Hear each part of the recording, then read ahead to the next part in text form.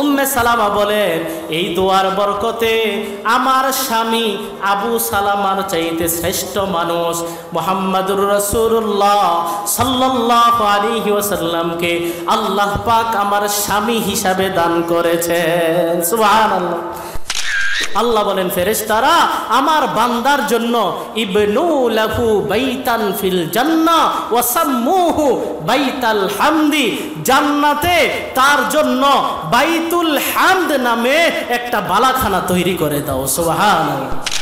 এই কথা শোনার পরে ওই কাফের ঈমান আইনা যুদ্ধের ময়দানে গিয়া জিহাদ করতে করতে শহীদ হয়ে যায়। খোদার কসম, এক ওয়াক্ত নামাজও পড়তে পারে নাই, একবার যাকাতও দিতে পারে নাই, অন্য কোনো নেক আমলও করতে পারে নাই, মরছে আর বিনা হিসাবে জান্নাত। সুবহানাল্লাহ। হঠাৎ করে বাতি নিভে গেছে। নবীজি সাল্লাল্লাহু আলাইহি ওয়াসাল্লাম ইন্না লিল্লাহি ওয়া ইন্না ইলাইহি, আয়েশা রাদিয়াল্লাহু তাআলা, ইয়া রাসূলুল্লাহ, এনে তো কেউ মরে নাই, এনে ইন্না লিল্লাহ বললেন। আয়েশা, যা কিছু মুমিনকে পেরেশান করে তোলে সেটাই মুসিবত। মুসিবত আসলে বলতে হয় কি বলেন? ইন্না লিল্লাহি ওয়া ইন্না ইলাইহি রাজিউন। আরেকটা দোয়া পড়তে হয়, আমি প্রেক্ষাপট সহ বলি। আম্মাজান হযরতে উম্মে সালামা রাদিয়াল্লাহু তাআলা আনহা, তিনি যখন আবু সালামার স্ত্রী ছিলেন, এখনো আম্মাজান হন নাই, আবু সালামার স্ত্রী থাকা অবস্থায় তিনি বলেন, সামিআতু রাসূলুল্লাহি সাল্লাল্লাহু আলাইহি ওয়াসাল্লাম ইয়াকুল মা মিন আবদিন তুসিবুহু মুসিবা ফায়াকুলু ইন্না লিল্লাহি ওয়া ইন্না ইলাইহি রাজিউন আল্লাহুম্মা আজুরনি ফি মুসিবাতি ওয়া আখলিফ লি খায়রাম মিনহা ইল্লা আজারাহুল্লাহু ফি মুসিবাতিহি ওয়া আখলাফা লাহু খায়রাম মিনহা। উম্মে সালামা বলেন, আমি নবীকে শুনলাম তিনি বলতেছেন যে কারো যদি বিপদ আসে, কি আসে বলেন না, একটু মনোযোগ সহকারে বলেন, কারো যদি বিপদ আসে, আসার পরে সে যদি বলে ইন্না লিল্লাহি ওয়া ইন্না ইলাইহি রাজিউন, এরপরে আল্লাহর কাছে আরেকটা দোয়া করে, আল্লাহুম্মা আজুরনি ফি মুসিবাতি, ওগো আল্লাহ আপনি আমাকে এই যে মুসিবতে আক্রান্ত হলাম এর পুরস্কার প্রদান করবেন, ওয়া আখলিফলি খায়রাম মিনহা, বিপদ আপদ আসার কারণে আমার ঘরবাড়ি নষ্ট হলো, আমার সহায় সম্পত্তি নষ্ট হলো, আপনি এর চাইতে উত্তম বদলা আমাকে দান করবেন। এই হলো কি দোয়া। যদি কেউ এই দোয়াটা পড়ে, আল্লাহ পাক রব্বুল আলামিন ওই বান্দাকে পুরস্কৃত করেন এবং বিপদের কারণে, মুসিবতের কারণে তার যেই ক্ষতি হয়েছে আল্লাহ এর চাইতে উত্তম বদলা তাকে দান করেন। সুবহানাল্লাহ।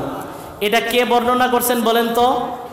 উম্মে সালামা রাদিয়াল্লাহু তাআলা আনহা। তিনি বলেন, এই হাদিস শোনার পরে ফালাম্মা তুফিয়া আবু সালামা, আমার স্বামী আবু সালামা যখন ইন্তেকাল করলেন, ও মুসলমান বলেন তো, স্বামী মারা যাওয়া ছোট বিপদ না বড় বিপদ?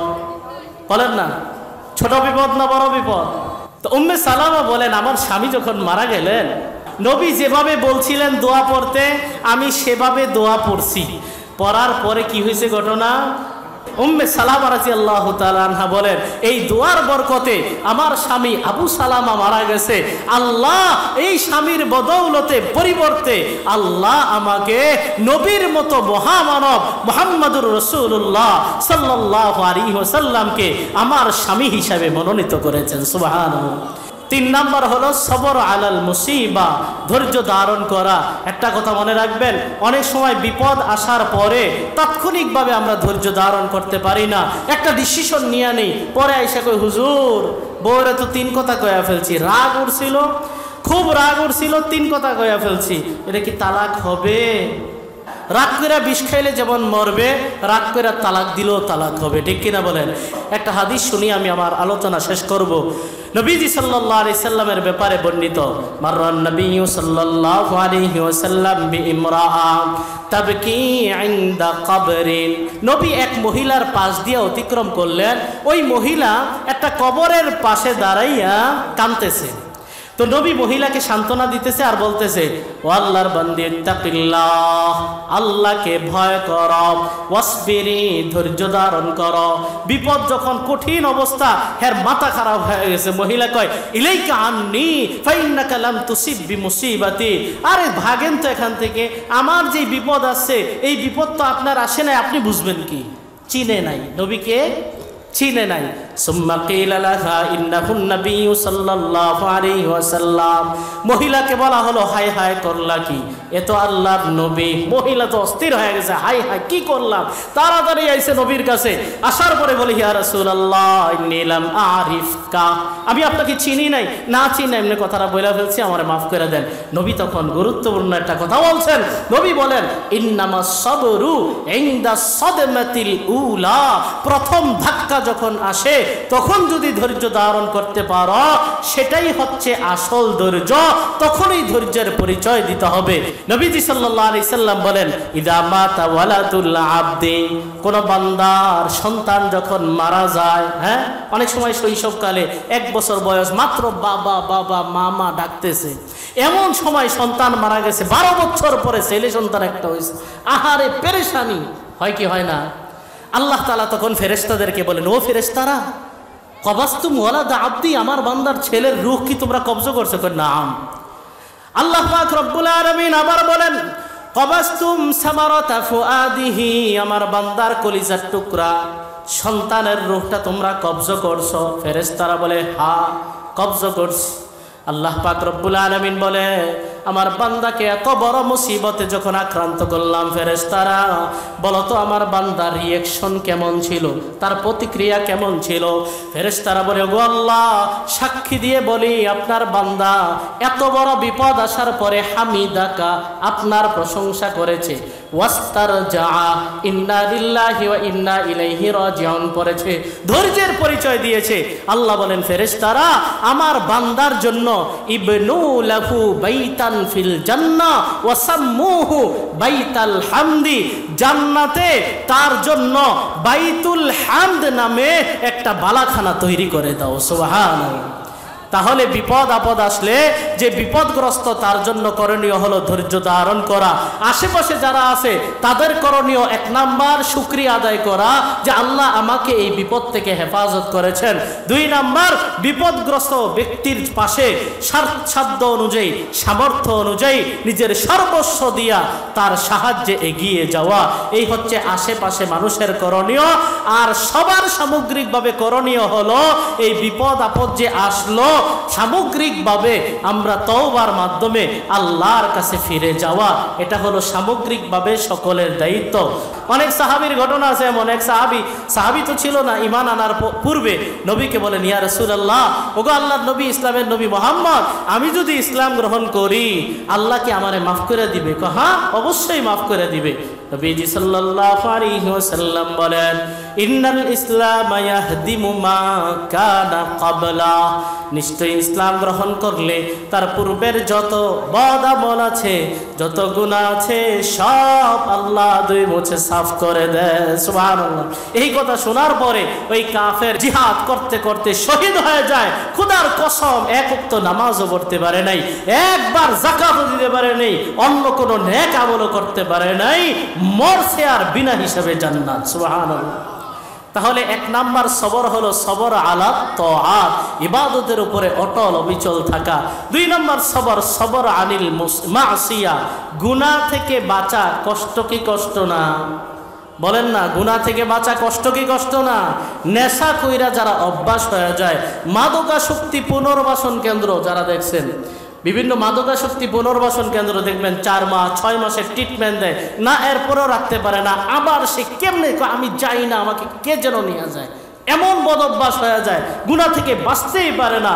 গুনাহ করতে করতে এমন অভ্যাস হয়ে গেছে, কত যে তওবা করে, কত যে ইস্তেগফার করে, না এরপরও ছাড়তে পারে না। তাহলে গুনাহ থেকে বাঁচা কষ্ট কি কষ্ট না? এখানেও ধৈর্যের পরিচয় দেওয়া। নবীজি সাল্লাল্লাহু আলাইহি সাল্লাম বলেন, আন-নাজরাতু সাহমুন মিন সিহামি ইবলিস মাসমুম, কুদৃষ্টি করা, ভিন নারীর দিকে তাকানো, এটা শয়তানের বিষ মাখা তীর। কি তীর? নরমাল তীর না, তীর দিয়ে এমনি তো মারলে মারা যায়, আবার বিষ মিশ্রিত তীর, মানে মারবে আর সাথে সাথে মৃত্যু কার্যকর হবে। এমন ভয়ঙ্কর তীর নবী ঘোষণা করলেন কাকে? কুদৃষ্টিকে।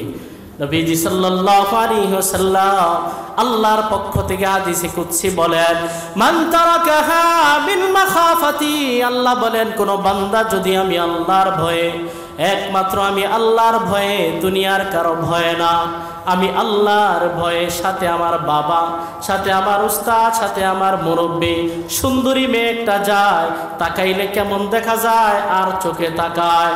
আমার মুরব্বী না দেখলো, যিনি দেখার তিনি তো দেখেন, ঠিক কিনা বলেন? क्या करते हैं चुपके अहले जहां से, कोई देखता है तुझे आसमां से।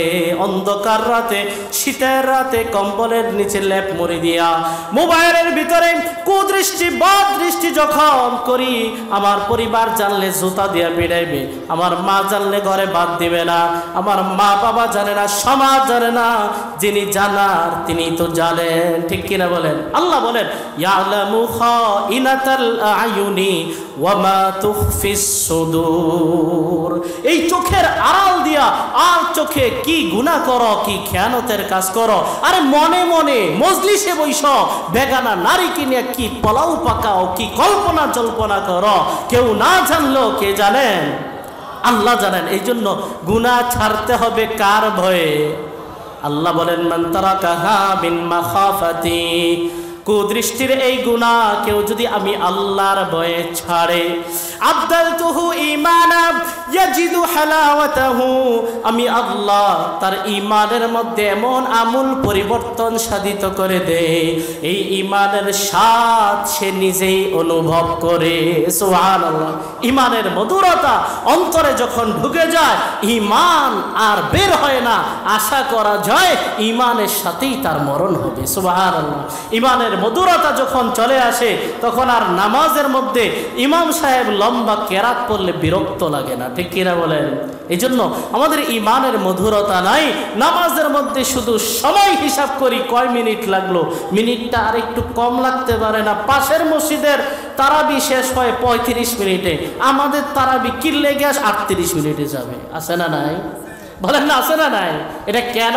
ওই যে স্বাদ নাই, ঈমানের মধুরতা আমাদের মধ্যে নেই। তাহলে সংক্ষেপে বললাম, 2 নম্বর সবর হলো সবর আনিল মাসিয়া, 3 নম্বর সবর হলো সবর আলাল মুসিবা। দুনিয়াতে চলতে গেলে বিপদ আপদ আসবেই, আমি আপনি যেখানেই যাই না কেন বিপদ মুক্ত দুনিয়াতে কেউ নাই, ঠিক কিনা বলেন? দরি দুনিয়া কাছে বেগম না বাসত, আগার বাসত বনি আদম না বাসত। কই বলেন এই দুনিয়ার মধ্যে আসমানের নিচে জমিনের উপরে পেরেশানি মুক্ত কেউ নাই। কেউ যদি থাইকাও থাকে, এটা অন্য প্রাণী, মানুষ না। কেন? কারণ আল্লাহ নিজেই বলছেন লাকাদ খালাকনাল ইনসানা ফি কাবাদ, আমি আল্লাহ মানুষকে সৃষ্টি করেছি কষ্টের মধ্যে। এই মানুষ কষ্টের সম্মুখীন হবে। ইয়া আইয়ুহাল ইনসান ইন্নাকা কাদিহুন ইলা রাব্বিকা কাদহান ফামুলাকি। আল্লাহ বলেন বান্দা, দুনিয়ায় চলতে গেলে কষ্টের পর কষ্ট সম্মুখীন হতেই হবে। মরণ পর্যন্ত, তোমার রবের সাথে সাক্ষাৎ হওয়া পর্যন্ত কষ্টের সম্মুখীন তোমাকে হতেই হবে। এই জন্য বিপদ আপদ আসবেই। বিপদ আপদ আসলে, যার উপরে বিপদ আসলো তার জন্য 1 নম্বর করণীয় হলো ধৈর্য ধারণ করা। যদি ধৈর্য ধারণ করতে পারি তাহলে পুরস্কার কি? আল্লাহ কোরআনে বলেন ওয়াবাশশিরিস সাবিরিন, সাবিরিন আর ধৈর্য ধারণকারীদেরকে সুসংবাদ দিয়া দাও। সাবিরিন ধৈর্য ধারণকারী কারা? আল্লাযীনা ইযা আসাবাতহুম মুসিবা, বিপদ যখন আসে হা হুতাশ না করে, অস্থির না হয়ে বলে ইন্না লিল্লাহি ওয়া ইন্না ইলাইহি রাজিউন। আমরা সাধারণ মুসলমান ভাইয়েরা মনে করে এটা শুধু মৃত্যুর দোয়া, এটা শুধু কিসের দোয়া, ঠিক না? অথচ যে কোনো বিপদের মধ্যেই কি বলতে হয়? অল্প সময়ে এলোমেলোভাবে বিক্ষিপ্তভাবে যে কথাগুলো আলোচনা করলাম, আমাকে আপনাদের সকলকে আল্লাহ তাআলা আমল করার তৌফিক দান করে। সকলে বলে আমিন।